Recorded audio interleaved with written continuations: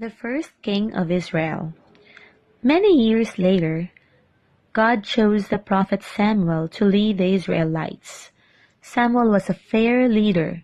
He loved God and he loved the honest way of life of his people. But the Israelites wanted a king, as other nations had. Even though Samuel told them that a king might not treat them well, the people insisted. So God told Samuel, "I will give them what they want." The young man God chose to be king of Israel was called Saul.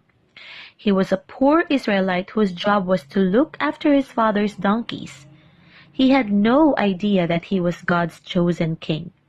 But Samuel reassured him and told him to trust in God. In the beginning, Saul was a good ruler, but sadly, that did not last. He soon became proud and thought less about God and more about himself. He was so proud that when he won battles against Israel's enemies, he thought it was because he was clever, but because God was helping him. In the middle of one battle, Saul ordered that none of his soldiers should eat until they had won the fight. Anyone who ate would be killed, he said. But Saul's son Jonathan didn't hear the order.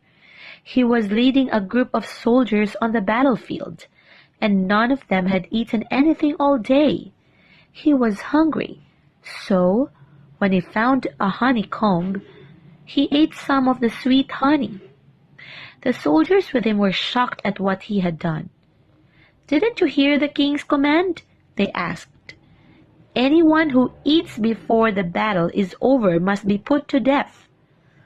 When proud Saul found out that Jonathan had disobeyed him, he would not go back on his word, even to save his own son's life. It was only when the Israelite people stood up to Saul that Jonathan's life was spared. Even after this, Saul did not change his ways. He did exactly what he wanted, disobeyed God, and would not listen to Samuel. He won more victories, not for God, but to satisfy his own pride and greed. At last, God decided to find a new king to replace Saul.